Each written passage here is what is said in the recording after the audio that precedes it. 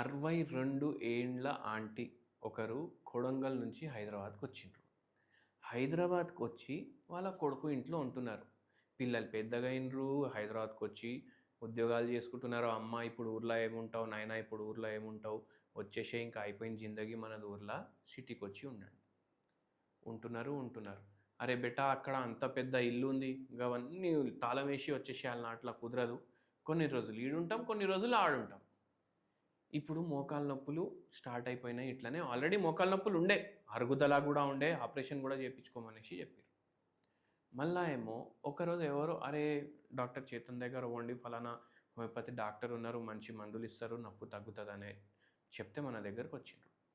మన దగ్గర వచ్చి ఏమన్నాడు తెలుసా మీకు?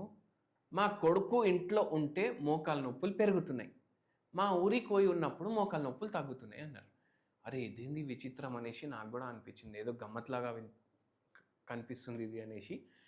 హోమియోపతిలో ఎట్లా ఉంటుందంటే మేము డీటెయిల్గా కేస్ టేకింగ్ తీసుకుంటాం. ఎందుకమ్మా, ఏంది, మీ కొడుకుతో ఏమైనా గొడవలైనా, మీకు తిడతాడా, కొడతాడా, ఏమైంది, ఎందుకు ఇట్లా అవుతుంది అంటే, లేదు సార్ మా బాబు చాలా మంచోడు, మాకు కూడా డబ్బుది ఏం తక్కువ లేదు, మా బాబుకు కూడా ఏం తక్కువ లేదు, 7-8 లక్షలు సంపాదిస్తాడు, ఐఐటీలో చదువుకుండు, ఐఐఎంలో చదువుకుండు, పెద్ద ఉద్యోగం చేస్తుండు, అయినా ఇట్లా వాళ్ళ ఇంట్లో ఉంటేనే అవుతుంది. వాస్తుది ఏమైనా ప్రాబ్లం ఉందా అనేసి కూడా మాకు ఆలోచన వచ్చింది, కానీ వాస్తు కూడా మొత్తం కరెక్ట్ ఉంది. అప్పుడు ఇట్లనే మనం మందులు ఇచ్చి పంపిస్తున్నాం, తగ్గుతుంది వస్తుంది, తగ్గుతుంది వస్తుంది. ఇప్పుడు హోమియోపతి మందుతోటి తగ్గినాక మళ్ళీ రావద్దు రోగం. ఇట్లా ఇంకోటి కూడా చెప్తా. ఇప్పుడు కొందరు పేషెంట్స్ ఏమంటారంటే ఫస్ట్ 2 నెలలకి మందులు ఇచ్చినాక, సార్ మస్తు తగ్గింది సార్, అసలు ఇంత తగ్గుతుంది, ఇంత తొందర తగ్గుతుంది మా ఊహించుకోలేదు అనేసి చెప్తారు. మళ్ళీ ఒక 3-4 నెలలు 6 నెలల తర్వాత మళ్ళీ సార్ జ్వరం మళ్ళీ పెరుగుతుంది అంటారు. అయితే అన్ని ఆస్పెక్ట్స్లో గురించి కూడా డిస్కషన్ చేస్తే బయట పడలేదు ఎందుకు అవుతుంది అనేసి. మళ్ళా లాస్ట్కి మనకు తెలిసింది ఏంది, ఫుల్ 3.5 కోట్లు పెట్టి ఫ్లాట్ కొన్నారు ఇల్లు హైదరాబాద్లో. మళ్ళా ఫ్లోర్ ఉంటుంది కదా, ఫ్లోర్ మీద టైళ్ళు లేవు, అద్దాలు ఉన్నాయి. ఎందుకు అద్దాలు? ఎందుకంటే వెట్రిఫైడ్ టైళ్ళు ఇప్పుడు మస్తు ట్రెండింగ్లో ఉన్నాయి. మనకు ఎట్లా అనిపిస్తుంది అంటే ఆ బండలో చూస్తే మన ముఖం కనిపించాలి, అంత పాలిషింగ్ ఉండాలి దాంట్లో. ఇట్లా బల్బ్ వేస్తే దాంట్లో కూడా బల్బ్ పడి డబల్ రోషనీ రావాలనేసి అనిపిస్తుంది మనకు. కానీ మనం ఏం మర్చిపోతామంటే మన పాదం ఉంటుంది కదా, మీరు చూడండి, కొందరికి వాళ్ళ పాదం కోసం స్పెషల్ చెప్పులు ఇస్తున్నారు. ఇప్పుడు ఎక్కడో దొరుకుతాయి, అక్కడ పోయి 8,000, 12,000, 15,000 ఇచ్చేసి వాడే తయారు చేసి ఇస్తాడు చెప్పులు. ఎందుకు? ఆర్చెస్ ఉంటాయి మన ఫీట్ మీద, ఆ ఆర్చెస్ మీద ఇక్కడింత బరువు పడాలి, అక్కడంత బరువు పడాలి అనేసి ఉంటుంది. దేవుడు అట్లా తయారు చేసింది మన కాలు. అయితే మనం ఏం చేస్తాం, ఈ టైళ్ళు వేసి మనకు ఎట్లెట్లట్లో బరువు పడుతూనే ఉంటుంది. ఊర్లలో ఎట్లుంటాయి ఇల్లులు, బండరాళ్ళు ఉంటాయి, అయితే అవి అనీవెన్ ఉంటాయి. ఇప్పుడు బండరాలంటే అంత పాలిషింగ్ ఉండదు, అనీవెన్ ఉంటుంది. కానీ వెట్రిఫైడ్ టైల్ ఎట్లుంటుంది, మొత్తం పాలిష్డ్ ఉంటుంది. మళ్ళీ మీరు ఇంకోటి కూడా గమనించండి, ఈ పెద్ద పెద్ద వాళ్ళు ఉంటారు కదా, వాళ్ళ ఇంట్లో కుక్కలు పెట్టుకుంటారు. ఈ చిన్న చిన్న కుక్కలు ఉంటాయి, ఇట్లా జేబులో కూడా వచ్చేటట్టు అంత సైజులో కుక్కలు ఉంటాయి. అంటే జర ఈ సైజ్ ఒక 2-3 kgs చేతిలో పట్టుకొని తిరుగుతారు. దాన్ని కింద ఇడిస్తే ఈ కుక్కల్ని మీరు అబ్జర్వ్ చేయండి, ఈ టైళ్ళ మీద ఇట్లా జారుతుంది వాళ్ళ కాళ్ళు. ఇట్లా నడిచేటప్పుడు కుక్కలు కాళ్ళేమో జారుతాయి. మీ ఇంట్లో కూడా కుక్కలు ఉంటే అబ్జర్వ్ చేయండి మీరు. అయితే ఏమవుతుందంటే టైంతో పాటు ఎట్లా అయిపోతుంది, మన నడక ఈ టైళ్ళ మీద చేంజ్ అయిపోతుంది. మనం కూడా కుక్కల్లాగా జారుకుంటా నడుస్తాం, స్కేటింగ్ చేసినట్టు నడుస్తాం. అప్పుడు ఏమవుతుంది, మన మోకాల మీద ఎట్లా బరువు పడాలి అట్లా పడకుండా తప్పు బరువు ఎక్కడెక్కడ పడొద్దు అక్కడక్కడ పడుతుంది. దీంతో ఏమవుతుంది, గుజ్జు ఏదైతే ఉంటుంది కదా, గుజ్జు అంటే ఏంది, పేస్ట్ ఏదైతే ఉంటుంది కదా, అది కార్టిలేజ్, అది డ్యామేజ్ అవ్వడం స్టార్ట్ అవుతుంది. ఈ పేషెంట్కి ఆల్రెడీ డ్యామేజ్ ఉండే, ఇంకా ఎక్కువ డ్యామేజ్ కూడా అవుతుంది. హోమియోపతి మందులు వాడడం వల్ల ఇంకా కంట్రోల్లో ఉంటుంది నొప్పి.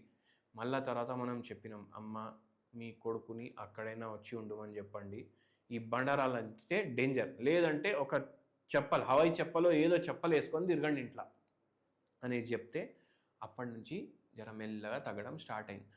వాళ్ళ ఇంట్లో వాళ్ళు ఏమంటున్నారు, 4 నెలలు టైం ఇస్తున్నాం నీకు, 4 నెలల్లో తగ్గకపోతే ఆపరేషన్ చేయించేస్తాం. ఆ పేషెంట్కి ఈరోజు వరకు ఆపరేషన్ కాలేదు, 8 ఏళ్ళు అవుతుంది మనం మందులు ఆపి. అయితే అట్లుంటుంది హోమియోపతి మందుల ప్రభావం. ఏది అయితే మనకు అరే ఇప్పుడు కాదు కోసి పడేద్దాం అనేసి అనుకుంటాం కదా, దానికోసం కూడా మంచిగా పనిచేస్తుంది. ఈ పేషెంట్కి మనం ఇంకోటి కూడా అడిగినాం, ఏమైనా స్ట్రెస్ ఉందా అనేసి అడిగినాం. ఏం చెప్పారు తెలుసా, ఊర్లో లైఫ్ ఎట్లుంటుందంటే ఇట్లా 4కి 5కి అడుగు బయట పెట్టినామంటే చబుత్రా దగ్గర కూర్చుంటే అందరు వచ్చి నమస్తే అంటారు, బాగున్నారా, తిన్నారా లేదా, పడుకున్నారా, బాత్రూమ్ చేసిండ్రా లేదా, క్లియర్ వస్తుందా రావట్లేదా, ఫ్యాన్ నడుస్తుందా, ఇంట్లో బల్బ్ నడుస్తుందా, లైట్ ఉందా లేదా, ఇట్లానే ముచ్చట పెట్టుకుంటా 8-8:30 అయిపోతుంది. మాకు సీరియళ్ళు పెట్టుకునే అవసరం ఉండదు, మాకు సీరియళ్ళు చూసే అవసరం ఉండదు, ఏముండదు.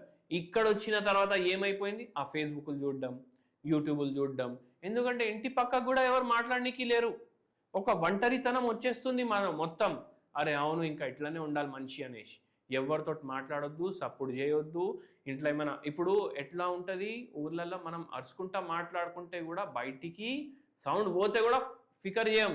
ఇక్కడ అరే వానికి డిస్టర్బెన్స్ అవుతుంది, వీనికి డిస్టర్బెన్స్ అవుతుంది, పక్కింట్లో ఎంతమంది ఉంటారు కూడా మనకు అర్థం కాదు. అయితే అట్లుంటుంది. అయితే ఈ ఏంటంటే సోషల్ లైఫ్ ఎట్లయితే తగ్గిపోతుంది కదా, అట్లా కూడా రోగాలు పెరుగుతున్నాయి, ఒంటరితనాలు ఎక్కువ అయిపోతున్నాయి. దానివల్ల డిప్రెషన్, యాంగ్జైటీ ఇవైతే వస్తున్నాయి. సరే, మోకాలు నొప్పులు, షుగర్ వ్యాధి, నరాల బలహీనత ఇవన్నీ కూడా వస్తున్నాయి. నేను అబద్ధం చెప్తున్నా అని మీకు అనిపిస్తే చాట్‌జీపీటీలో కొట్టేసి చూసుకోండి మీరే. మళ్ళా ఒక మంచి హోమ్ రెమెడీ చెప్తా మీకు. మోకాల నొప్పులు తగ్గించుకోవడానికి మీకు మంచి ఉపయోగపడే హోమ్ రెమెడీ ఏంది అంటే, మీరు సొంటి పౌడర్ ఒక 1/2 స్పూన్, దాంట్లో 2 డ్రాప్స్ తేనె వేసుకొని ఇట్లా కలుపుకోండి. అది డైలీ ఇట్లా చటాయించేసేయండి మార్నింగ్ ఏం తినే ముందు, అట్లా చేయండి. దాని తర్వాత 1/2 కప్ మీరు గోరువెచ్చని నీళ్ళు తాగండి, మీకు కాన్స్టిపేషన్ బెటర్ అవుతుంది. మళ్ళీ దాని తర్వాత మీకు మోకాల్లో కూడా కొంచెం స్ట్రెంగ్త్ ఇవ్వడానికి ఇది హెల్ప్ చేస్తుంది. ఎందుకు, దీంట్లో ఉండే ఏవైతే ప్రాపర్టీలు ఉంటాయి కదా, అవి మీ గుజ్జుని కొద్దిగా గట్టిగా చేయడానికి హెల్ప్ చేస్తాయి. ఏదైతే ఉబ్బరితనం వచ్చింది కదా మీ బాడీలో, అది కూడా తగ్గించుకోవడానికి హెల్ప్ చేస్తుంది. నమస్తే.